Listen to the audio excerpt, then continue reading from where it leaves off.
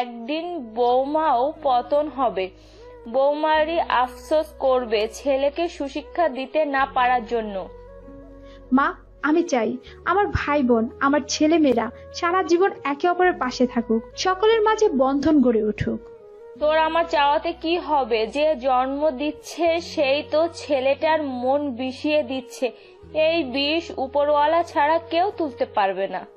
সেদিনের সেই মাঠটা আজও ভুলতে পারেনি ইভান। সেদিনের পর প্রতিটা রাত সে যন্ত্রণায় ছটফট করেছে।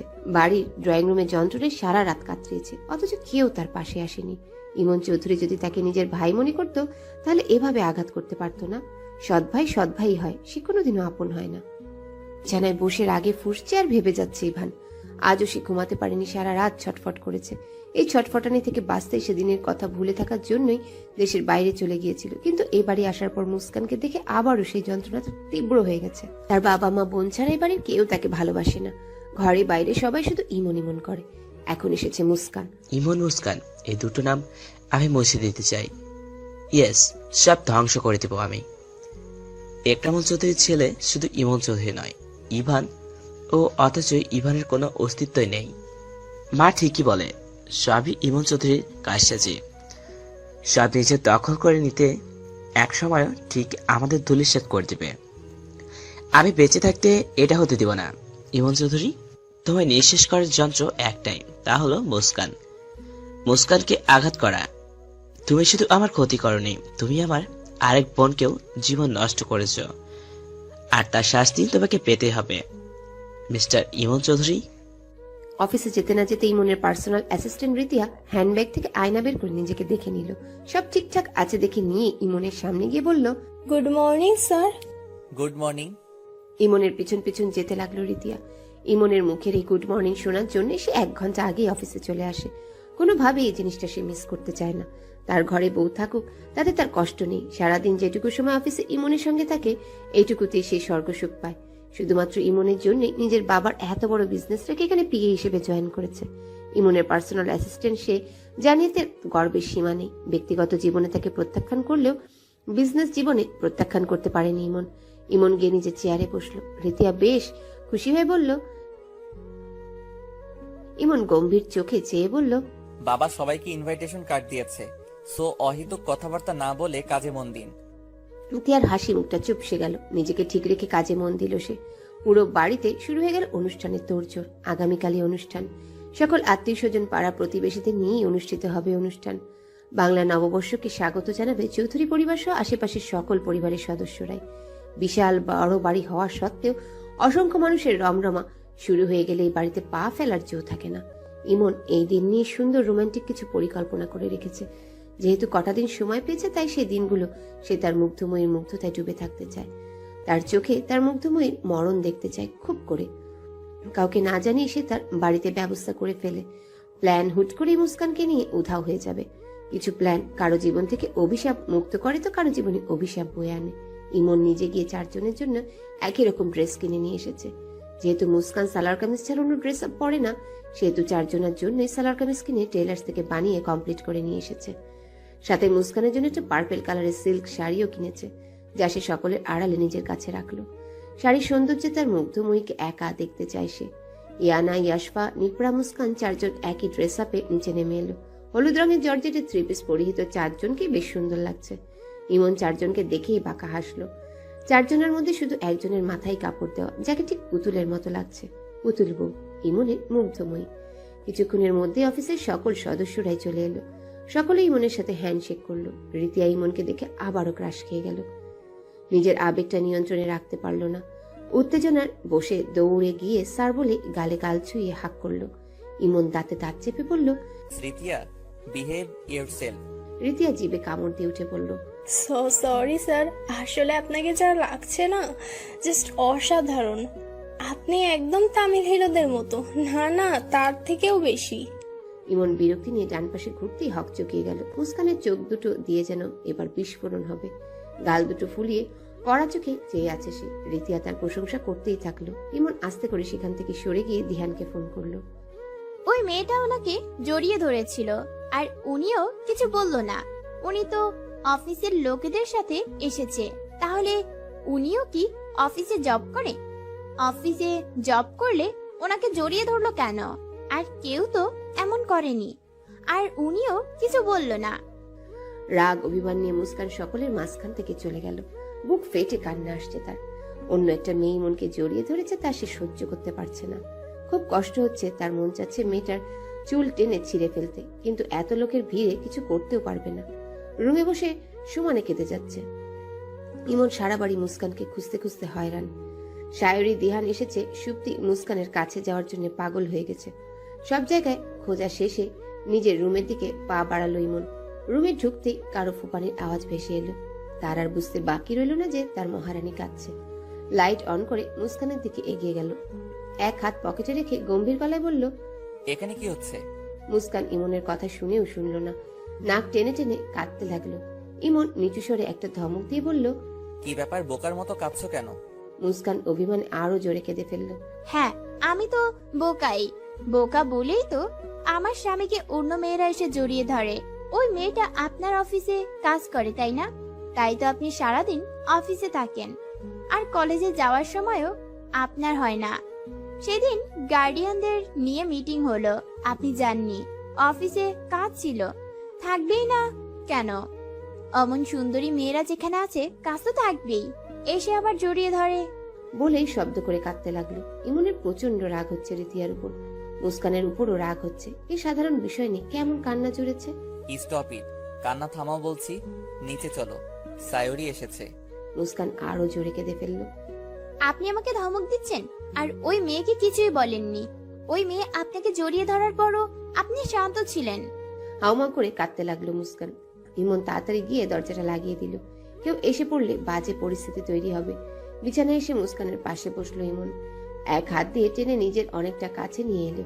চোখের পানিগুলো আলতো হাতে মুছতে মুছতে বলল, এত জেলাস হওয়ার কিছুই নেই। ওই মেয়েটা অমনি, আর আজ হুট করে এমনটা করে ফেলেছে। এমনিতে ধারে কাছে আসা সাহস করে না, কাজ ছাড়া। যা হয়েছে ঠিক হয়নি। আমার বউকে কষ্ট দেওয়া একদম উচিত হয়নি ওর, আর কখনো হবে না। ওকে ক্ষমা করে দাও। মুস্কান ইমনের দিকে রাগি চোখে তাকালো। ওর হয়ে আপনি ক্ষমা চাইছেন কেন? আপনার কিসের দায় ওর প্রতি? ইমনের রাগ উঠে গেল।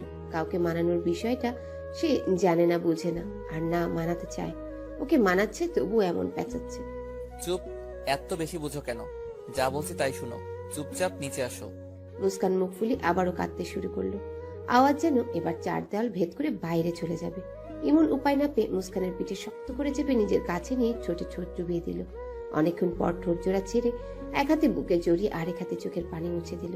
মুস্কান জোরে শ্বাস নিচ্ছে, সেই শ্বাস বাড়ি খাচ্ছে ফুপানিতে। ইমন কপালে চুমু খেলো, তারপর গালে, তারপর ঠোঁটে। আলতো ঠোঁট ছুঁয়ে বলল, বোকার মতো কাদার কিছু হয়নি মুস্কান। আমাকে শান্ত থাকতে দাও, আমাকে খেপিও না, তাহলে কিন্তু নিচে ঠিক থাকতে পারবে না। কি হয়েছে? তোমার মানুষটা তোমারই আছে, কারো সাধ্য আছে তোমার মতো বাঘিনীর থেকে আমাকে কেড়ে নেওয়ার? মুস্কান কিছুটা শান্ত হয়ে উঠে সোজা হয়ে বসলো। আপনি একটু চোখ দুটো বন্ধ করুন। কান্না মিশ্রিত গলায় কথাগুলো বলল মুস্কান। ইমন চোখ ইশারা করে বলল, কেন? মুস্কান কেঁদে দিল। ইমন একটা দীর্ঘশ্বাস ছেড়ে চোখ বন্ধ করলো। মুস্কান দ্রুত বাথরুমে গিয়ে মগে পানি হাতে তোয়ালে নিয়ে এলো। তোয়ালে ভিজিয়ে চিপে ইমনের গালে মুছে দিতে লাগলো। ইমন হতভম্ব হয়ে মুস্কানের দিকে তাকালো। হাসবে না কাঁদবে বুঝতে পারছে না। কখনো মনে হয় মেয়েটা খুব ম্যাচিউর, কখনো মনে হয় একেবারে আনম্যাচিউর। একটা অবুঝ নিষ্পাপ প্রাণ যেন এখন তার সামনে বসে রয়েছে। গালে মুছা শেষে অনুরোধের স্বরে বলল, এবার এই পোশাকটা পাল্টে নিন। এত হিংসে কোথায় ছিল? জানি না, আপনি পোশাক পাল্টে নিচে চলে আসুন। মুস্কান যেতে নিতেই ইমন মুস্কানের এক হাত ধরে হ্যাচকা টান দিয়ে নিজের কাছে এনে কোলের উপর বসিয়ে গালে গাল ছুঁয়ে বলল, ইমন চৌধুরীকে আদেশ করছো? আদেশ তো মানবই, কিন্তু আমায় রিটার্ন কিছু দিতে হবে। মুস্কান শিওরে উঠল। বুকের ভিতর ধুরু ধুরু করতে লাগলো তার। মিনমিনিয়ে বলল, কি? কানের কাছে নাক ঠেকিয়ে চোখ দুটো বন্ধ করে ফিসফিস করে বলল, আজ রাতেই টের পাবে। মুস্কান চোখ দুটো বড় বড় করে বলল, কি? ইমন মুস্কানকে ছেড়ে দিয়ে বলল, পোশাক পাল্টাবো। কাবার্ড থেকে পোশাক বের করে আমার হাতে দিয়ে নিচে যাও, ওরা ওয়েট করছে। মুস্কান কিছু প্রশ্ন করতে তাকাতেই ইমন চোখ গরম করলো। তা দেখে সে মাথা নিচু করে কাবারের দিকে এগিয়ে গেল। ইমন বাঁকা হাসলো। দিহান ইমন ছাদে আড্ডা দিচ্ছে, সাথে আরো কয়েকজন রয়েছে। মুস্কান সহ সকলেই নিচে। নদী আজ সকলের সামনে মুস্কানকে পরিচয় করিয়ে দিচ্ছে তার ছোট বোনের মেয়ে এবং ইমনের বউ হিসেবে। রিতিয়া সামনেই ছিল, সব শুনে তার চোখে পানি চলে এলো। ইস, এই জায়গায় আজ আমার থাকার কথা ছিল। ইমন, তুমি যদি একটাবার আমাকে গ্রহণ করে নিতে, আজ এই দিন দেখতে হতো না। কি আছে এই মেয়েটার মাঝে যা আমার মাঝে নেই? কেন একটাবার সুযোগ দিলে না আমায়? শুধু তোমার ফুপুর মেয়ে বলেই তুমি তাকে গ্রহণ করে নিলে, তাই না? চোখের পানি মুছে সকলের আড়ালে চলে গেল রিতিয়া। খাওয়া দাওয়া শেষে সকলেই বসে আড্ডা দিচ্ছে, এমন সময় ইয়াশফার ফোনে ফোন এলো ইভানের। হ্যাঁ ভাইয়া বলো। কিছুক্ষণ পর মোড়ের দিকে আই, তোদেরকে ফুচকা খাওয়াবো। সবাই আসবে কিন্তু 4 জন চলে আয়, কেমন? তুই কোথায় ভাইয়া? এই তো বাসার সামনে আছে। ও থ্যাংক ইউ ভাইয়া, এত সুন্দর একটা ব্যবস্থা করার জন্য। রাতের বেলা বাইরে গিয়ে ফুচকা খাওয়ার মজাটাই আলাদা, আমি সবাইকে বলছি। ইভান বাঁকা হাসলো। জনি মুখে মাস্ক পরা। জনিকে নিয়ে বাড়ির ভেতর চলে এলো ইভান। বাকি সবাই বাড়ির আশেপাশে রয়েছে। ড্রয়িং রুমে সকলেই একসাথে বসে আছে। মুস্কান নদীর পাশে বসেছিল। ইয়াশফা ইয়ানা নিপরাকে খুঁজছে, কিন্তু পেল না। সোফার কাছে এসে মুস্কানের পাশে বসে বলল, শোনো, আমরা কিছুক্ষণ পর ফুচকা খেতে যাব। ওরা দুজন কোথায়? ইভান মুস্কানের দিকে আঙ্গুল দেখিয়ে জনিকে দেখালো। জনি রহস্যময় হাসি এসে ইভানকে নিয়ে বেরিয়ে গেল। কাজ করা মাত্রই চলে যাবি, ভিসা রেডি আছে, আমি গাড়ি নিয়ে অপেক্ষা করব, নিজ দায়িত্বে তোদের পৌঁছে দিব, নো টেনশন। মেয়েটাকে কি করব? মেরে দিব। কি বলছিস, খুন করব?